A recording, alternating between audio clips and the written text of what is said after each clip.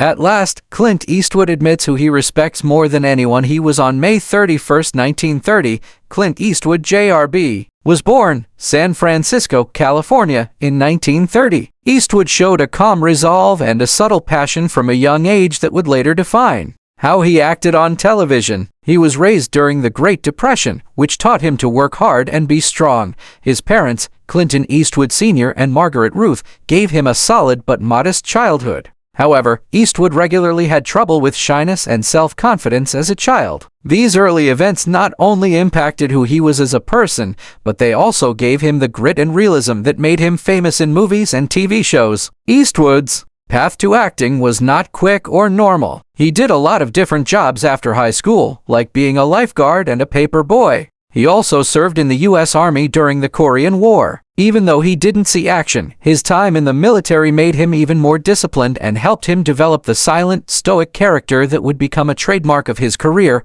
He took acting more seriously once he got out of the military. He studied with different trainers and got modest parts on TV. He became famous for his role as Rowdy Yates on the TV show Rawhide from 1959 until 1961. Eastwood wasn't the star at first, but his performance as the young, dedicated cowboy caught people's attention and showed off his innate charm, which led to his iconic cinematic career. The Dollars trilogy, which included A Fistful of Dollars in 1964, was a big part of Eastwood's ascent to prominence around the world in the 1960s, For a Few Dollars More 1965, and The Good, the Bad, and the Ugly 1966. These spaghetti westerns changed the genre by showing anti-heroes and morally gray characters and portraying stories in a grittier, more realistic way. Eastwood's portrayal of the man with no name became famous and represented a new type of movie hero: quiet, effective, and morally complicated. This time not only made Eastwood a big name,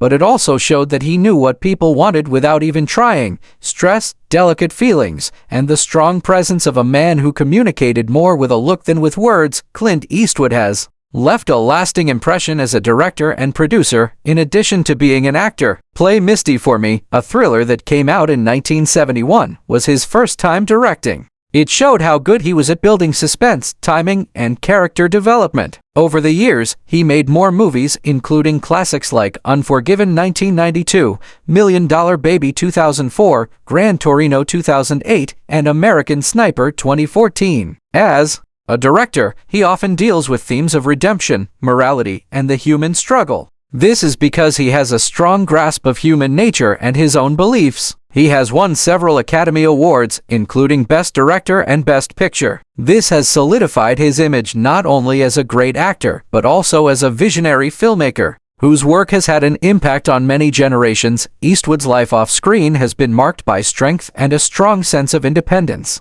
He has been a cultural figure of interest, not just because of his movies, but also because of his private and public life. He is known for being honest and not putting on airs, and he has always stayed away from the excesses of Hollywood while yet being a strong presence in public life. He has also been active in politics. In the 1980s, he was the mayor of Carmel by the Sea, California, where he used the same strong leadership and common sense attitude that made his characters so memorable. On television, Clint Eastwood married Maggie Johnson, a school teacher he had met in Los Angeles, on December 19, 1953. At the time, Eastwood was a young actor just starting out in Hollywood. Their marriage lasted more than 30 years, even though Eastwood was still a relatively unknown actor at the time. They were able to handle the pressures of fame and Hollywood life. Eastwood and Johnson had 2 kids while they were married: Kyle, who was born in 1968, and Allison, who was born in 1972. Because their father was becoming famous, both kids grew up in the public glare. Eastwood and Johnson got divorced in 1984.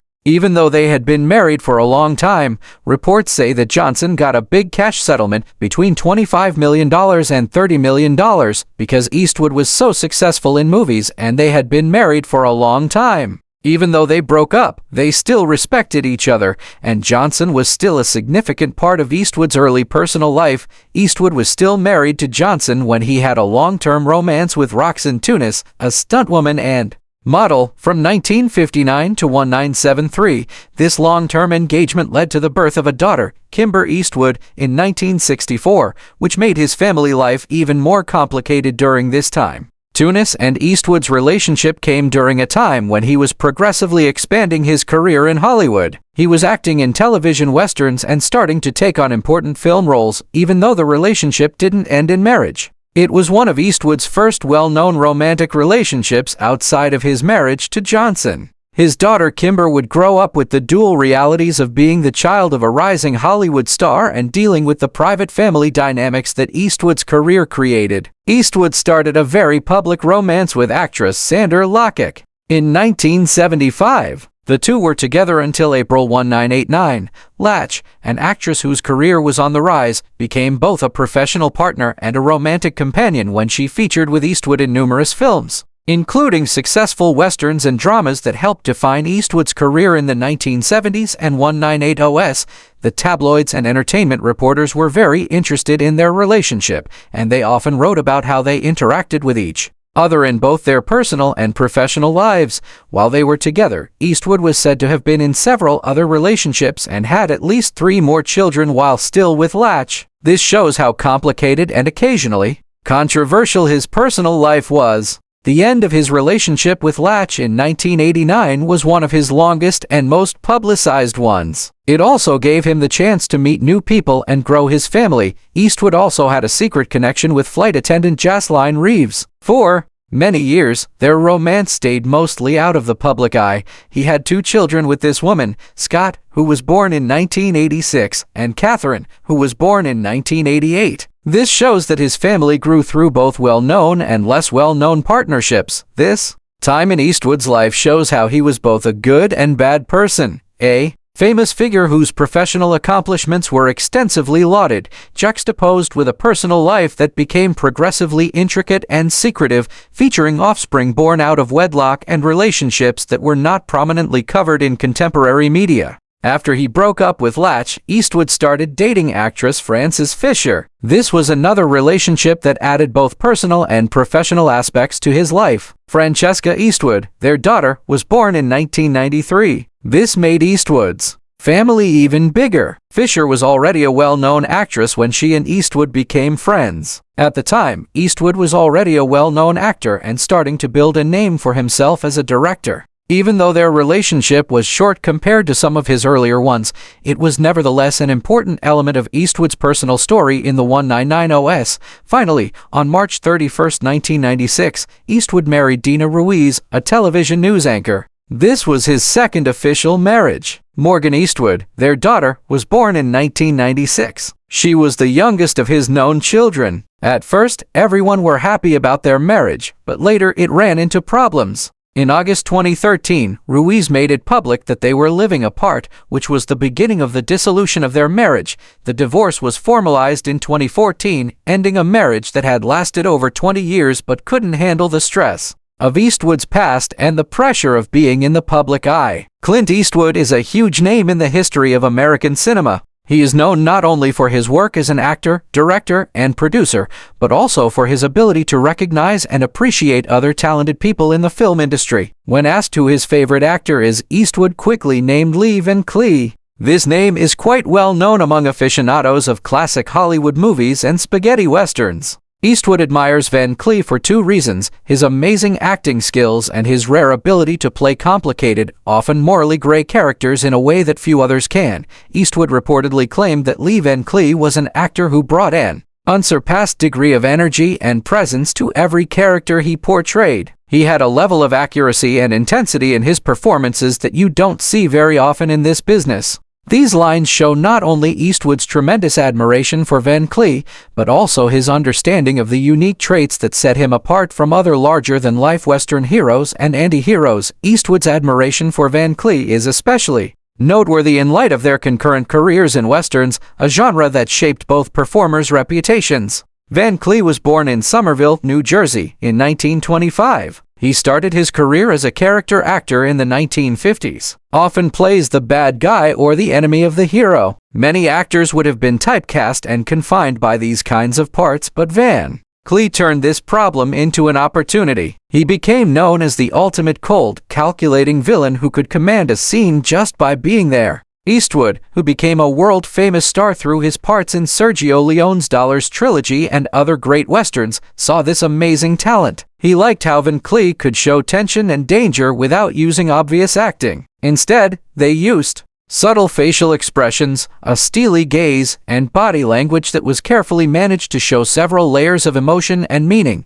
Eastwood said that working with or even observing someone like Lee makes you remember that acting is more than just lines. It's about being there, knowing when to act, and feeling the pulse of a scenario. Eastwood's compliment also shows how much actors who really know their art respect each other. Eastwood and Van Cleef had a deep understanding of how to create stories on screen, even though they typically played enemies in westerns. Eastwood wants his acting and directing to be as exact, meticulous, and emotionally honest as Van Cleef's performances were. Eastwood has said that watching Van Cleef was like watching a master at work. He could make a scene better just by knowing when to pause, when to glance, and how to generate tension. Eastwood also respects Van Cleef for more than just his technical skills. He also respects him for his professionalism, dedication, and work ethic, traits that Eastwood exemplifies and cherishes profoundly. Van Cleef never let the roles he was given early on define his career, even if he was typecast. Instead, he put